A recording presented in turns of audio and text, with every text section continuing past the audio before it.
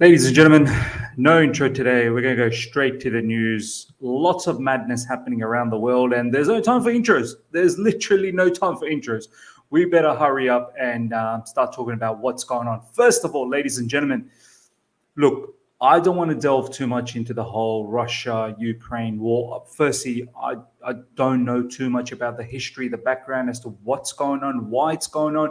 All I can say is that whatever is happening, war is it's never ever the answer. I feel sorry. I feel very, sympathetic towards the people of Ukraine and to all the people that suffer, due to war all across the world. It's not just in Ukraine. There are nations such as Palestine, such as previously in Iraq, and even now Afghanistan. So many other areas around the world that suffer from such war activities, and it's never good. And it's always the human beings, the citizens that fall into that get hurt. But this particular news is directly involved in regards to Roman Abramovich, obviously him being from a Russian background, and there's all sorts of sanctions that are being posed by many countries across the world, especially obviously in USA and in Europe as well, most notably United Kingdom, trying to impose as many sanctions as possible against Russia. And one of the individuals that could be hurt by that is Roman Abramovich, and I suppose his affiliation in the political side of things as well in Russia. Not only he's a football owner, but let's not beat around the bush. At the end of the day, he's a powerful man, and he's got certain affiliations in politics of Russia. Look, I don't want to delve into what he does outside of football. Once again, I don't know too much knowledge about it, and I don't have. I'm not one of those investigating type of YouTube channel that digs into all of this stuff behind an owner's background and whatnot and what they're up to. All I can say is what I see. I want to report to you guys. I want to ask you guys how you feel about it. This, ladies and gentlemen, all the stuff that's gone around with Roman Abramovich. A lot of people are getting worried. What's going to happen to Chelsea? Is he going to have to sell Chelsea off? There's a lot of talk. This, ladies and gentlemen, is the latest from Harry Cole, and I believe he's written off the back of what MP Chris Bryant has revealed in the last 24 hours in UK. It goes something like this: Chelsea owner Roman Abramovich is person of interest to Home Office because of his links to corrupt activity and practices. Bombshell leak doc says. MP Chris Bryant revealed content of incendiary security memo in Commons today under privilege. This is from the sun.co.uk. Huge. Labour MP Chris Bryant has just told the House of Commons, following some of the reports in the Sun and the newspapers today, I've got hold of a leaked document from 2019 from the Home Office, which says, in relation to Mr. Abramovich, as part of HMG's Russia strategy aimed at targeting illicit finance and malign activity, Abramovich remains of interest to HMG due to his links to the Russian state and his public association with corrupt activity and practices. An example of this is Abramovich admitting in court proceedings that he paid for political influence. Therefore, HMG is focused on ensuring individuals linked to illicit finance and malign activity are unable to base themselves in the UK and will use the relevant tools at disposal, including immigration power, to prevent this. That's nearly 3 years ago, and yet remarkably little has been done in relation. Surely Mr. Abramovich should no longer be able to own a football club in this country. Surely we should be looking at seizing some of his assets, including his £152 million home, and making sure that other people who've had their Tier 1 visas like this are not engaged in malign activity in UK. From Morning Sun. I mean, ladies and gentlemen, he's already, sanctioned not to be able to enter UK, and now I'm worried that he may be forced down the track. It may not be an immediate thing, but the government of a country could do this.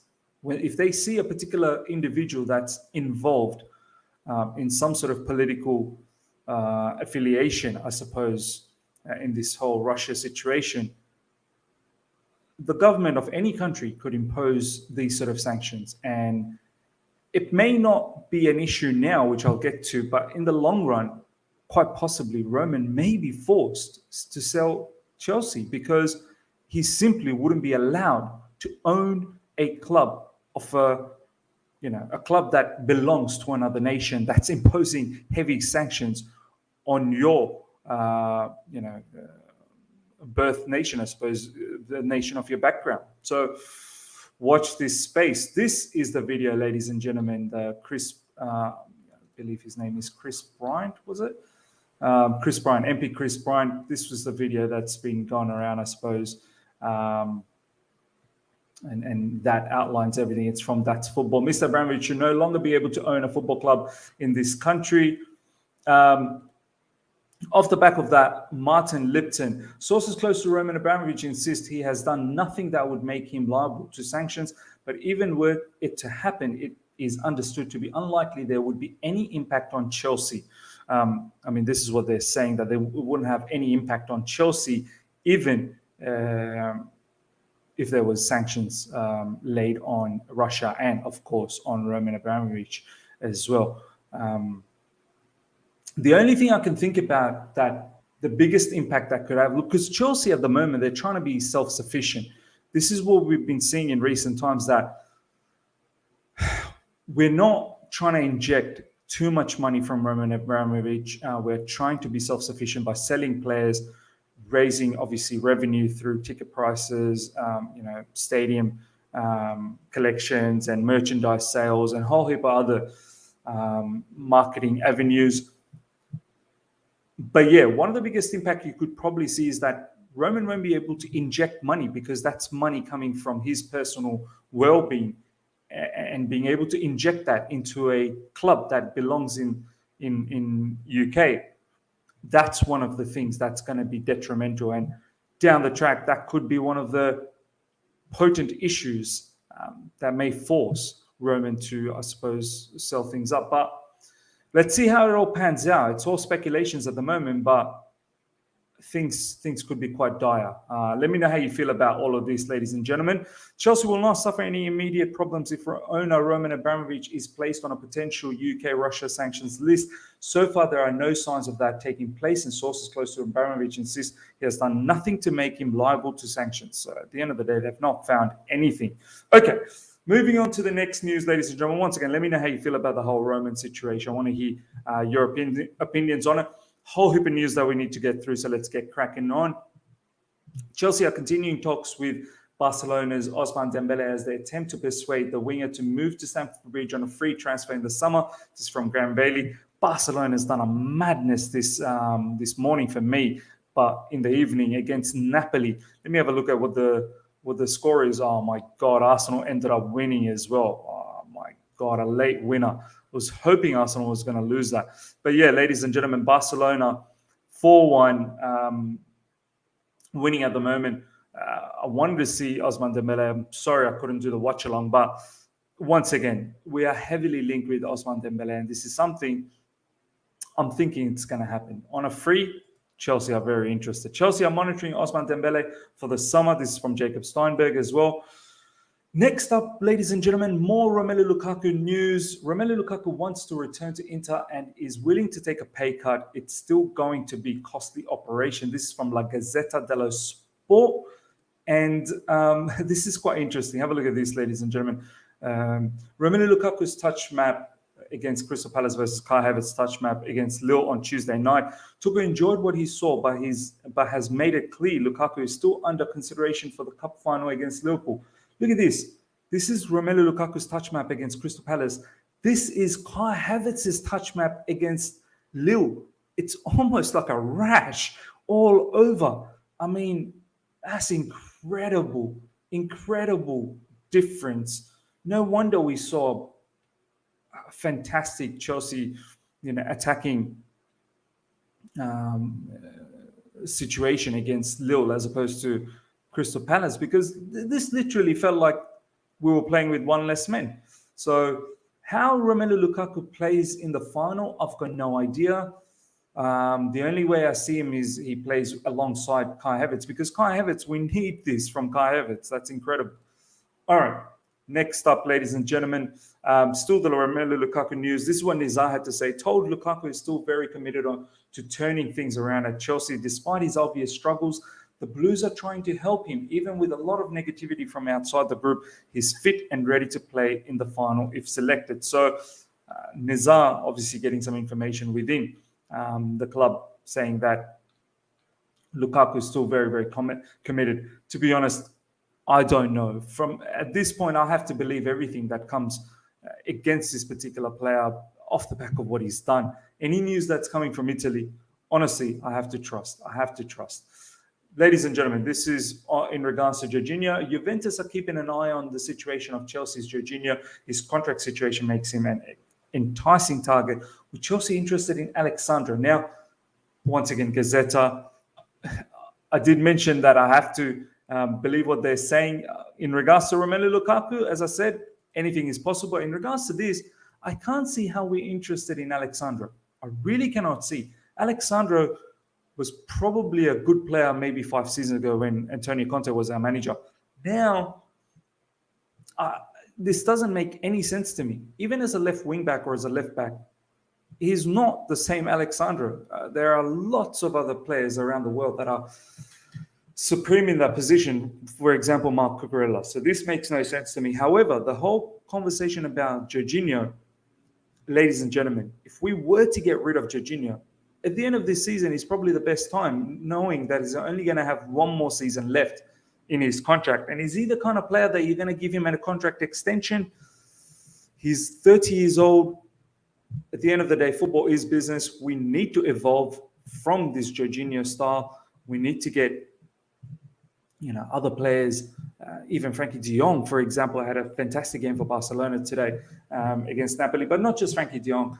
We're linked with Tchouaméni. We're linked with Declan Rice. There are other ways of playing football, building up from the back, and it doesn't necessarily, in my opinion, needs Jorginho. And look, I've got no issues if we want to keep him, but if we want to keep him, we need to be aware, how long do we want to give a 30-year-old? Do you know what I mean? There's clear deficiencies. Yes, there's upside as well for Jorginho, the way he controls the midfield, but there are other midfielders that can do the job as well. Now, you may say not many do it as well as Jorginho, but we need to evolve. We do need to evolve. There are other ways of playing football, and that too, possession-based football. This, ladies and gentlemen, is coming from Lil Boss in regards to Kante. He's an impressive player who gives others no time on the ball. He can break quickly. Our man tried to foul him and couldn't. That moment was the key to game. Through his intensity, he dictated the tempo for Chelsea. Look, undoubtedly, N'Golo Kante was the man of the match against Lille, and that kind of match absolutely suits him. Jamie Carragher, in regards to Christian Pulisic, I really want to hear what you guys have to say about this, because this was quite interesting. I think he's got more quality than Mason Mount, Ziyech, and Havertz. He's a player who likes to get into the box and score goals, technically and moving with the ball. He's the best player I've seen quality-wise. I mean, don't get me wrong, Christian Pulisic is a superb player, but to say he's got more quality than Mason Mount, Ziyech, and Havertz, it's just... I think all of those players, Mason Mount, Ziyech, and Havertz, have something that Pulisic doesn't have. Maybe Pulisic is a better finisher up front, but Havertz is a phenomenal player in terms of his movement, in terms of his gracefulness to be able to cover so much ground, his link up, his hold up. Ziyech, we know what an X factor he is. To say Pulisic is far better, I think they all have great qualities that each of them don't have. So I don't think one is better than the other, maybe in certain areas, but overall, I don't think you can say one is better than the other, especially Pulisic. I don't think he's better than Ziyech and Havertz. Maybe on par with Mason Mount, but I'll let you guys decide on that one. Ladies and gentlemen, have a look at this goal Harvey Vale scored in the youth match, I believe, against Blackpool. Have a look at this finish. Ziyech, it reminds me of Ziyech-esque kind of finish. Look at this. Oh, it's just unbelievable. We need to be careful as to what we're doing with Harvey Vale, ladies and gentlemen, because this player, this kid is simply special. We cannot be looking to let go of him. We simply cannot be looking to let go of him. And we have to find a way. We have to find a way integrating him in. Yes, he's been training with the first team this season as much as he has. But next season, there has to be a way how we can integrate him, give him more game time. He's one of those players. He's going to know that he's got value and he's probably going to leave. There will be Premier League clubs that's going to give him opportunities. Southampton is doing a madness with these sort of things. So it'll burn me if we try and cashing in on Harvey Vale. Mateo Kovacic and Hakim Ziyech's injuries sustained are nothing serious. Reece James and Callum Hudson-Odoi are set to return to training. Nathan Juicing, CFC News. That's fantastic news that was just impact injuries. Good to hear. This is the video. Look who's back, ladies and gentlemen. Reece James is back into training. Great to see. Look, he's scoring goals as well in training. Fantastic to see. I don't know whether he's going to feature against Liverpool. Can he be in the bench? Probably not. Sort of still light training, I suppose. But look, he's really digging into the tackles, so it's great to see. Hopefully he comes back after the Liverpool game. I highly doubt he's going to be available for the Liverpool game. Ladies and gentlemen, I want to end the whole Chelsea news blitz. And this isn't, obviously Chelsea news, but obviously he's a former manager of us. But I need to touch upon this whole Antonio Conte situation. I've never seen a manager come out post-match. Obviously, Spurs lost against Burnley, and that's their fourth loss in 5 games. I've never seen a manager come out post-match and say they want to be sacked. This is pretty much what Conte was saying. He wants to be sacked. He was saying assessments need to be made. I need to talk to the board, the club, the players. I don't want to close my eyes. I'm too honest. I don't want to just collect my pay and that's it. 4 losses out of 5 is not good enough. And I was amazed. I'm not sure if you guys have seen the clips. Do go out there and see the clips all over YouTube. He's literally calling to be sacked. I mean, I don't know. First of all, I don't know why he took up this job with Spurs. And Spurs have broken this man. This man is a winner, and Spurs have broken him. This is what was said by Del Piero recently. Tells, I was in London to meet Antonio Conte a few weeks ago. He was super happy about Tottenham Board Facilities Stadium. I feel the problem is about players. He needs to win titles. They sold 4 players in Jan and only signed 2. Strong message to the board by Antonio Conte. The players here are always the same. I'm trying to do everything to change the situation, but the situation is not changing. Future, I'm open for every decision because I want to help Tottenham. He's literally asking to be sacked. Strong message to the board by Antonio Conte. The players here are always the same. I'm trying to do it's the same thing. Sorry about that. Here's Antonio Conte press conference after Burnley. Maybe I'm not so good. I can't close my eyes. I have ambition. I mean, literally, Spurs have broken this man. This is a winner. Spurs have broken a winner. My God, Spurs is a dead club. Antonio Conte, I need to talk to the club. Tottenham have to make an assessment about the club. About me, we need to find the best solution. I can't accept to keep losing. I'm sorry. Coaches change, but players are always the same, but results don't change. Maybe I'm not so good. Tottenham called me to change things, but I'm too honest. We are doing everything to change the situation, but it's not enough. 4 defeats out of 5 is not good enough. This does not happen to me. I mean, this does not happen to me. Wow, Spurs, you are something incredible, Spurs. Honestly, the way you have broken a winner, it's such a Spurs thing. It's such a Spurs thing. I find this quite mad the way he's come out. He's literally wanting to be sacked, ladies and gentlemen. Honestly, let me know how you feel about all of these news, ladies and gentlemen, that we've gone through. Would love to hear about it. If you've enjoyed this video, smash the like button. If you're here for the first time, subscribe, hit the bell notification to stay in touch with all my content. Until next time, see ya.